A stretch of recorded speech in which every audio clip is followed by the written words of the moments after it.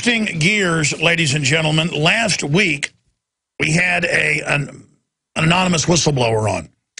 But we did not just have the anonymous whistleblower on the broadcast without first doing some checking, and Tony Gosling of Bilderberg.org,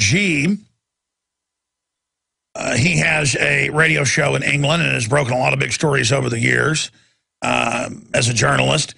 He said, no, I can vouch for this guy. He's the real deal. And his story also fit into things we'd seen in other big events, G20, NATO, you name it. They're always used to attack the general public, have military on the streets, have daytime, nighttime curfews, have badges, so they can get the police and media all trained basically on hot martial law as they ease the rest of the country's outlying areas into a softer martial law. And he made some amazing allegations that I'll have him repeat here today, but he went by Lee Hazledean, and when he was on the show, I think he said a little too much about himself. You know, he said, yeah, I worked on this national TV show, I worked on that national TV show. Well, yes, he appeared in them, he worked on them, he produced some of them. His real name, of course, is not Lee Hazledean, the whistleblower who exposed how he had infiltrated G4S security as an employee and undercover, how security preparations for the Olympics were so poor that they were inviting a terrorist attack, how they were massing troops in the area. He also revealed that they were saying there'd be a big event. He has now, at the end of the Olympics, that would be the biggest event in recent times. He revealed himself to be Ben Fellows, an acclaimed director who has worked with Stanley Kubrick. That actually gets me a little bit envious. It's very hard for me to get envious. Fellows has also appeared in numerous popular television and theater shows. And he's made the decision to reveal his identity after having gone under a pseudonym for the purposes of radio interviews conducted over the last week because of fears for his safety. And we'll find out why he's fearing for his safety. And he will recap what's happened to him. But the article with all the bullet points and why this is so important is up at Infowars.com and PrisonPlanet.com. Right now, Olympics whistleblower fears for safety, reveals identity, and he joins us now from England. Ben, good to have you on the broadcast with us. Hi, Alex. It's really good to be back with you. Recap who you are, what you discovered, and then now what started happening to make you think that you may be in danger. Okay. Well, I wanted to do an expose on G4S. I'd heard a lot of horror stories, and I was looking for an opportunity to basically go and work for them and see what they were like, and see if these horror stories were true, because you never can really believe what other people say. You have to go and look it on the internet and join these organisations and actually find out. So when the Olympics came up, it was a perfect opportunity to go and see exactly what their working practices were like and see, you know, what this organisation was about. And really, you know, I got there and it was a catalogue of disasters.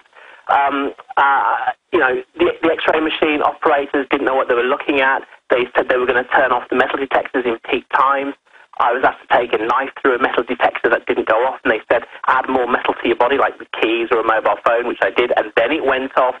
So really, they're not very sensitive, and as far as I'm concerned, the key job of the metal detector is to pick up metal, and they weren't. They told us about an evacuation of London, that if this was to happen, that we would be responsible for looking after the members of the public. They talked about 200,000 casket linings. When I asked them what's a casket lining, they said, oh, it's like a plastic coffin that fits 4 people. And that, to me, got me thinking of like, well, why would you have that? Okay, on one hand, you could say, all right, it's the Olympics, you never know what's going to happen. There might be a huge natural disaster, an earthquake that's never happened in Stratford or something, I don't know.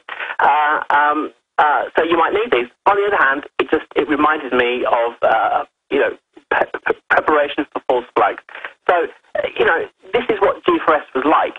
So after being there and doing the training, I went to Andy Davis, who's the Home Affairs correspondent for Channel 4 News, and I pitched him the story. I emailed him.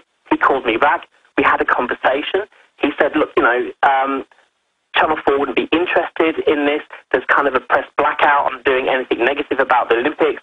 We're not going to be interested, so thanks a lot. And that was the end of the call. Anyway, I mentioned his name on the radio in that exact same context. Anyway, last night, Sunday night, he rang me at home on my private home number and basically pretended that he had never spoken to me, that I didn't know him, and that I was just one big liar, and this was a major lie, and, I'm in real trouble now. And to be honest, I could have handled myself better on the call, but I got so angry at the audacity of this man. Anyway, I can prove that our relationship goes back to 2010. I've got emails. I called him for something. He emailed me. I emailed him back. We've got correspondence. So, how does he figure that one out? And so he knows who I really am, which is why I've had to come out as Ben Fellows, which is who I am. And I'm actually worried now that he's gone to G4S to tell them who I am. And so now I'm actually fearing for my safety. So I thought, look, the best thing to do is come out, tell everyone who you are, why you did it, and be the face of this thing, own it, because that's what this is all about, really, at the end of the day. I've got to leave G4S now. That's it. I'm done because I've been burned, really, or I don't know that I have. So it's a possibility. So in that way, you can't ever go back in because, I don't want to be on private property with G4S guys. Sure. Days after you came on Tony Gosling's show and the day after you came on our broadcast, there was a national TV report, or several of them, admitting, security problems and confirming some of what you were saying. Do you think that was damage control? Yeah, I think so, really. They had the managing director of global events on, and, the hardest question that the journalist asked was said, well, are you sure we're going to be ready? And he said, well, I can't categorically say that we'll be ready.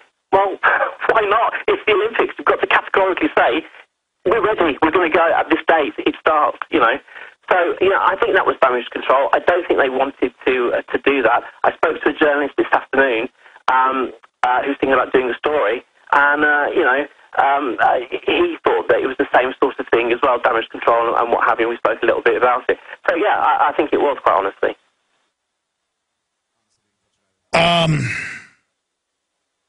We're going to have to continue to track this as it unfolds, but what were you originally doing this for? I mean, what gave you the instinct or the idea to try to, the inclination, I should say, to try to infiltrate this?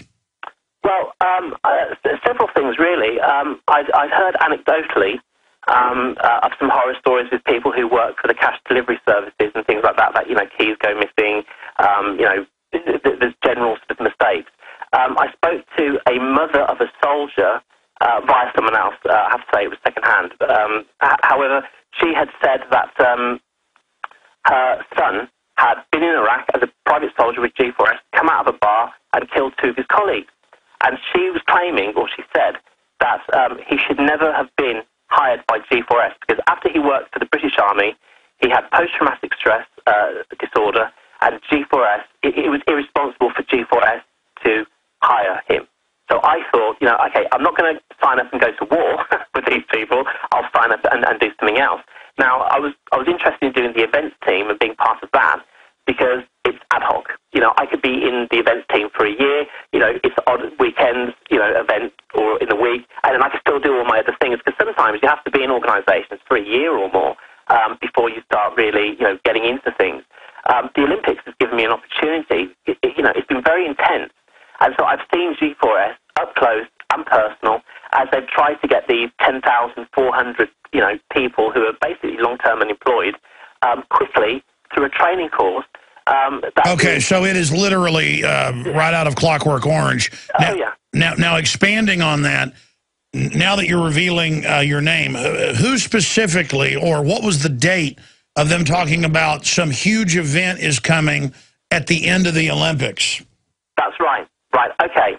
So I'm in this training class, and one of the trainers says that we are going to be involved in a I don't have my notes here with me, so I'm not quoting exactly, but, you know, an historic event in London is going to happen, and we're going to be involved. Actually, it was a defining moment in the history of London. Thank you. That was what was said.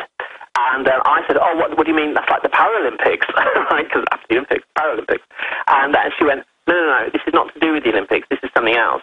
But it would be a defining moment in the history of London. And she wouldn't expand anything more. She said, but, you know, you would be involved. So I took that two ways, again, as I usually do.